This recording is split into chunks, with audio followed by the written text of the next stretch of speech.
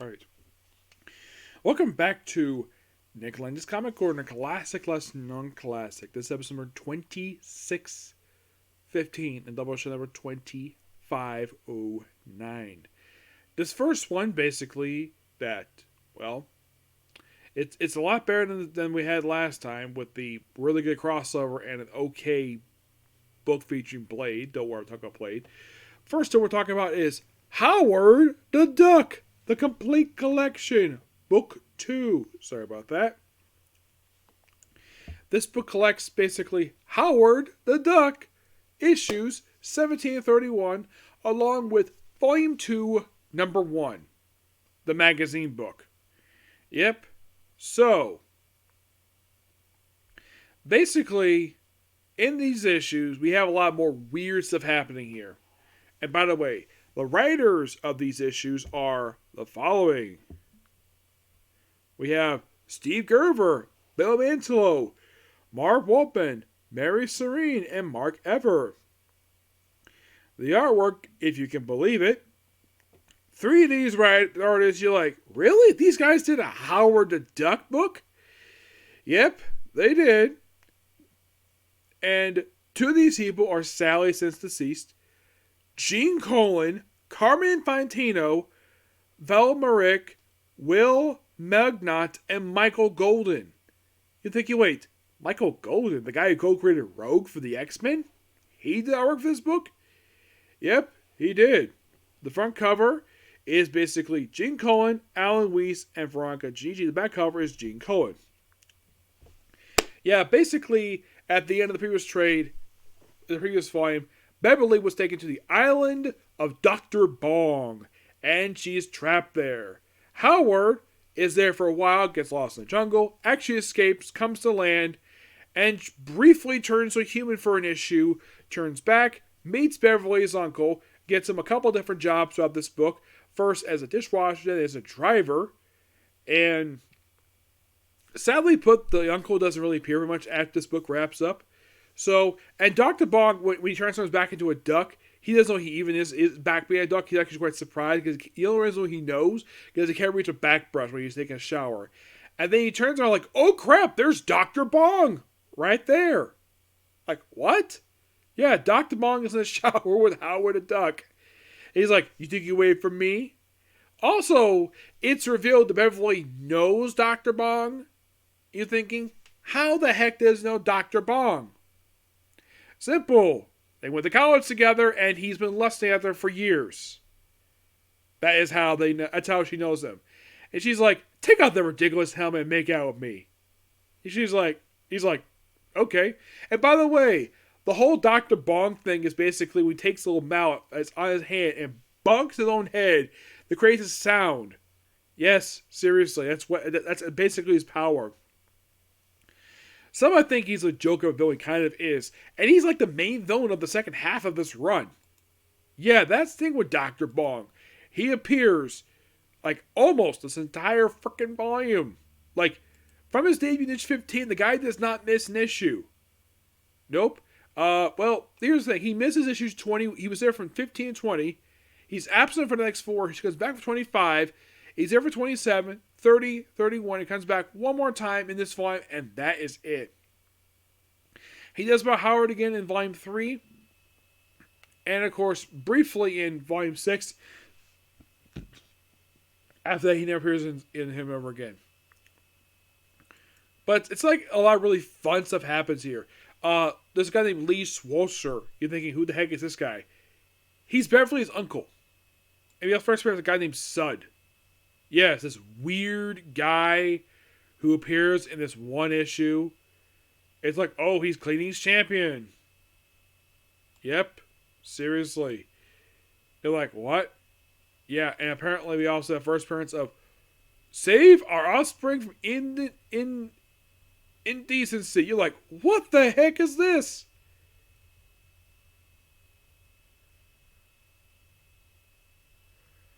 And here's the thing about this book, this group.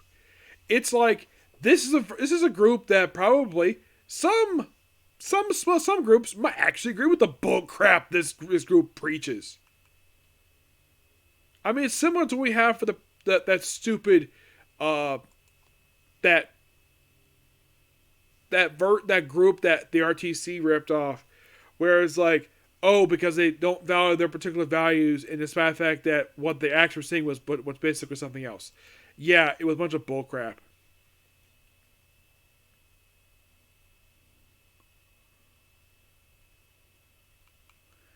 Yeah, and they appeared like a couple times. After this one issue, they appear again back in Quack #1, which I'll basically into the future. Yeah, it's a weird group, and I don't really care for them. Yeah, the Starlight arc is really interesting because basically issue 22 starts off that, which is guest appearance by Delmic the Enchanter, who last appeared in the final issue of Man Thing. And it's like, okay, let's have basically the cast of Man Thing appear in this book. And does Jennifer Kale last appear in the last issue? Oh, yes. Because it seems as though, okay, we also have Kurek. Kurek last appeared in issue 20 of Man Thing. Man Thing himself probably last appeared in the last issue of his own book.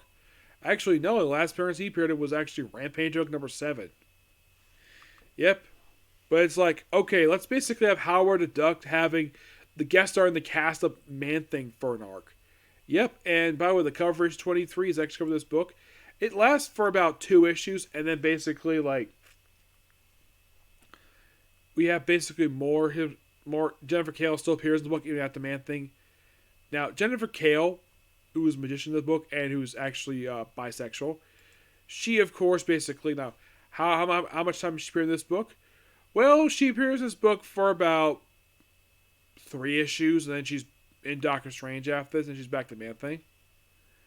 As for Man Thing himself, like, what does he appear right after this book, right after he appears in this issue? His next appearance will be in Man Thing Marvel T-Up 68. There's also Paul Same, who is a character from this book, the Wiki Man. Yeah, he's another one of these recurring characters. Yeah, he makes a return here, and he's here for the remainder of this book, and he's even there for the relaunch under the magazine format.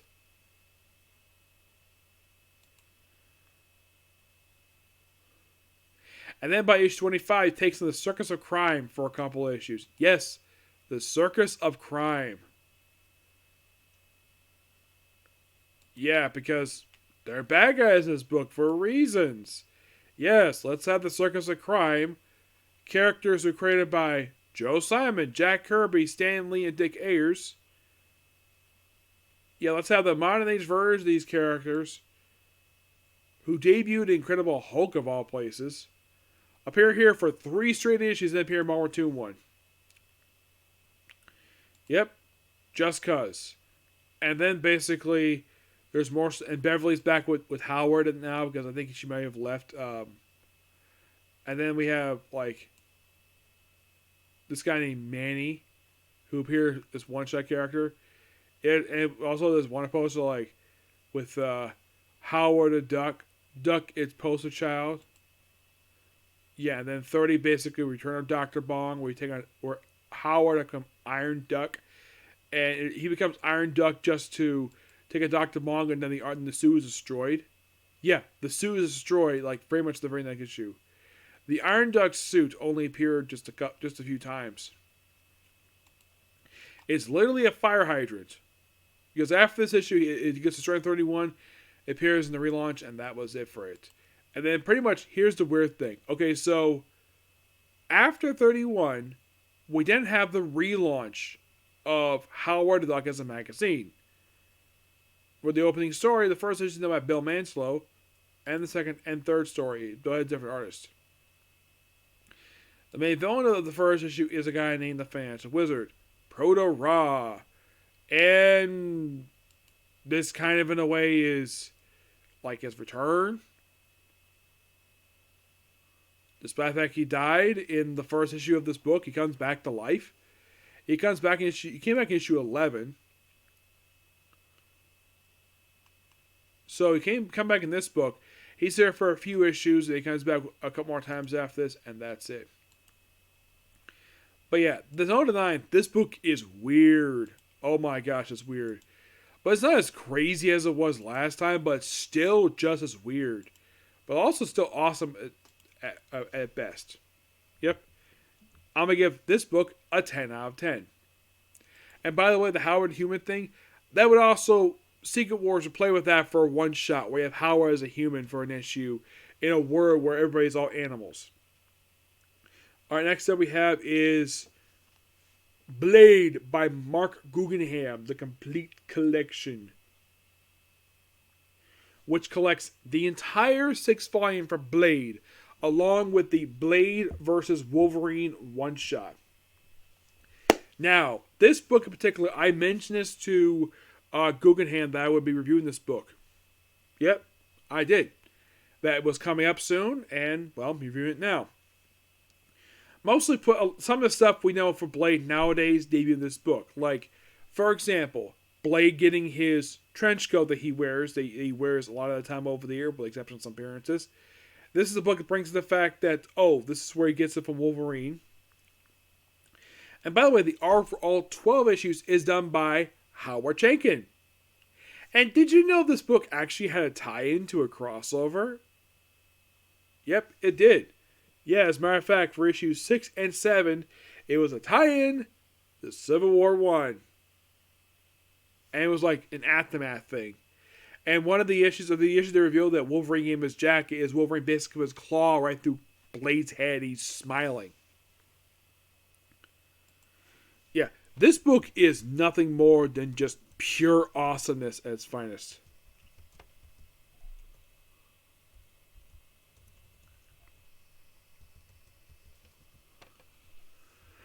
Yeah, it is.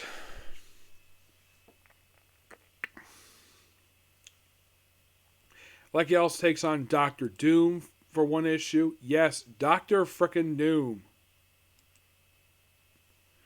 And the opening issue, it looks like, Spider-Man's here. Yep, Spider-Man's there for the opening issue. AL6 and Clay Quartermain. Spider-Man last appeared in Sensational Spider-Man 28 as part of the whole Civil War 1 stuff.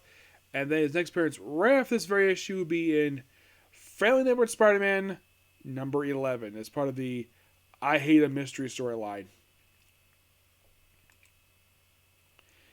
And you're like, okay, this book feels like more his interacting with the Marvel Universe. There's also a character named Lucas Cross who appears in this book. You think who would take is Lucas Cross? Lucas Cross is the original character for this book, and he only appears. I think he only appears just in this volume. Once this volume concludes, the guy who appears over again. He's basically a supporting character for Blade. In issue 3, he takes on the cops while taking a woman named Renee Camberell. Yep. In issue 4, it takes on basically, it looks like, an evil Santa Claus. Not really, it's basically a demon possessing him. Yeah. We have a demon possessing a mall Santa in issue 5. Issue 6 and 7 is basically the Civil War 1 tie-in. The Casualties of War.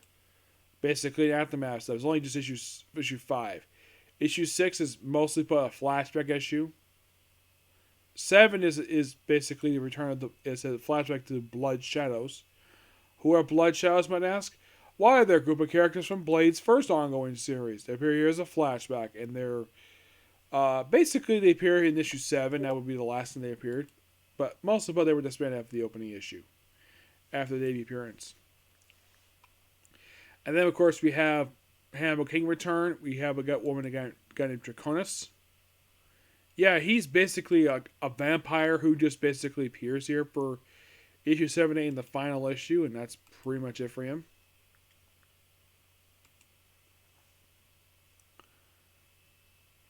Yeah, and basically still deal with many vampires. We also have death of Madame Valenti.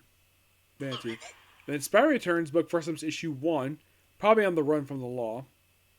He last appeared in Friendly Whisper number 23.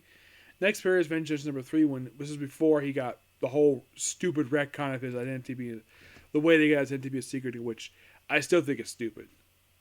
Everybody hates One More Day. Yeah, and 10 is the debut of a character named Fracture. Yeah. who appeared only 2 times. And after this, he appeared in Amazing Spider-Man 565. Yep. And in issue number 11, we have the death of Hannibal King. You think, wait, his death? Yeah. Well, it's only issue 11, but he comes back in the next issue. Yep. He comes back the very next issue. Yep. Yep. He's resurrected. They also bring back Baron Blood, and Dracula appears. Now, the Baron Blood is John Falsworth. He gets revived in this issue. After being apparently killed off, even Dracula appears. And it's like, no one loves me. And then, of course, basically, then you think, oh, is that the end of the book? Not really. Because there's still technically one more Marc Guggenheim book left. And it was a one-shot that was not released in 2006. Nope. This one-shot, which apparently was supposed to be a story for the Blade book, but it got canceled prior to this happening. So, yeah, Blade and Wolverine team up to take on a group known as the Creed. A group of evil vampires. Yeah, and these specials for Wolverine, this is basically what Wolverine was doing like 2019. Instead of like, give him an ongoing series. Nope. Let's have these Wolverine verse specials. I'm not kidding. Marvel would do this for some strange reason.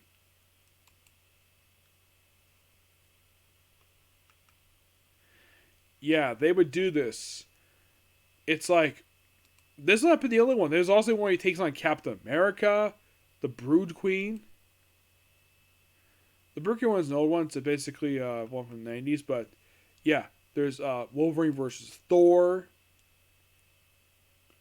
That was just a quick mini-series. But there's a Blade special. There's the one with Captain America. Various other characters. Yeah, it was the year of the one-shots for Wolverine and Imperium and Marvel Presents. It's all basically all I can do with the character for reasons.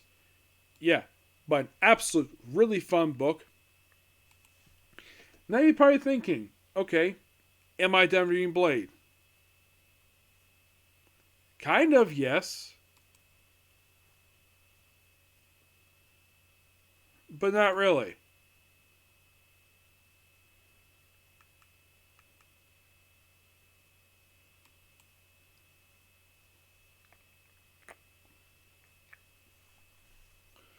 There is still technically one volume left. But I'm waiting for the first trade to release that one because I don't think it's been released yet. No, I don't think so. But it's a current book by Brian Hill.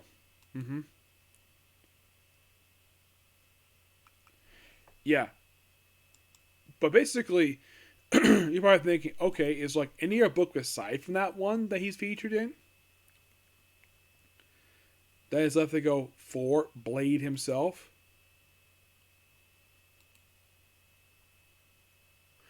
Let's answer that. Well, kind of yes, though he is also appearing in Captain America 13, but that has appeared a little bit later. But so what did he do after this series wrapped up? Well, after this book wrapped up, he later appeared on Marc Presents as a feature for the book.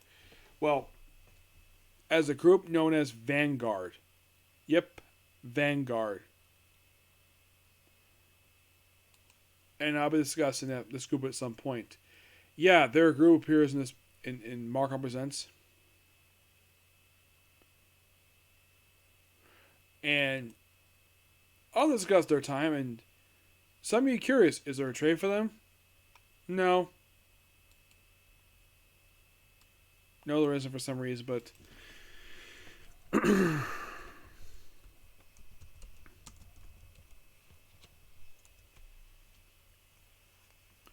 is there trades to collect issues from this volume?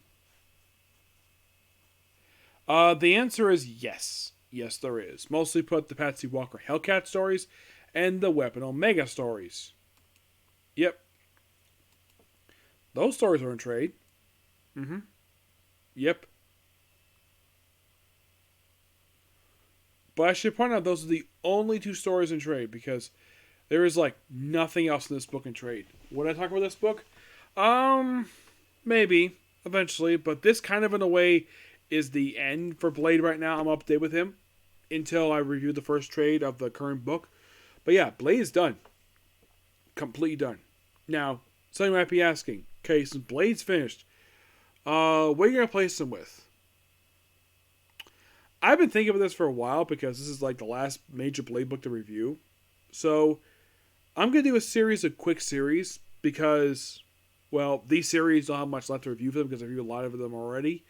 So, I think the first one I'm going to do is something I reviewed basically about half the series already. I'm going to do Darkhold.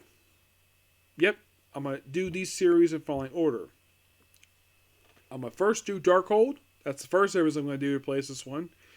And then it's going to be Morbius. Yes, the very first Morbius ongoing. There's more of that book into the cover. You're thinking, okay, so what about Marvel Limited? Menace Limited. I read a good chunk of that series already. I probably could review that at some point, maybe as something as a side thing with this one, possibly. But is like anything else? I'm gonna review Blaze soon. Don't worry about that. But aside from these two books,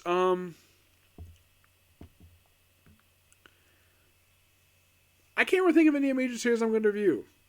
Not really. And when I finish Howard the Duck, what I'm going to do to replace that one, I don't know.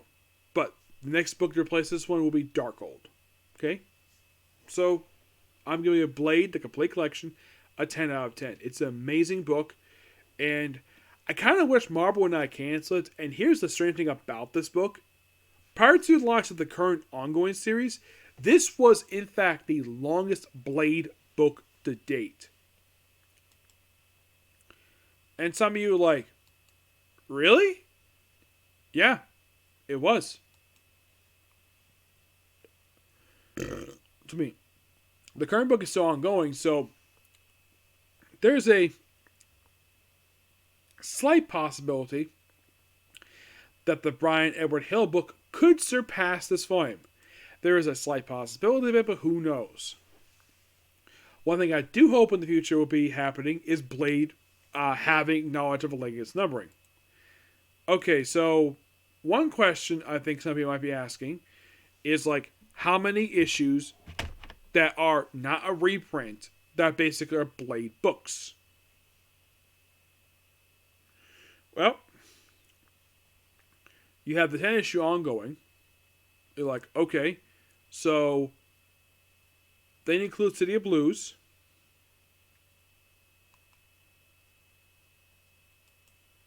The second volume, which was a limited series, which was only 3 issues.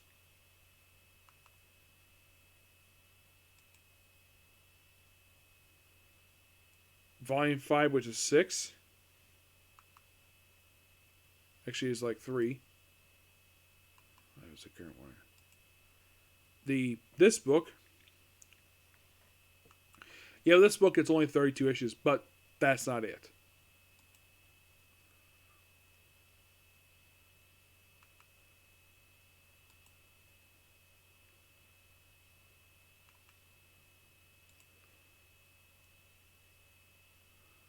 Well, I would definitely include the Blade Vampire Hunts book, which is only about... Technically, if you think about it, it's only like 6 issues. So, okay. So there's that. You're all thinking, okay. The Wolf vs. Blade special, I would definitely include that part of numbering, because it's a Blade book. Yep. The Death Doctor Strange Blade one-shot. Yep, I would definitely include that one. Oh yeah, the Darkhold one-shot. Yep, included that one. So you're thinking, okay, is that everything for Blade?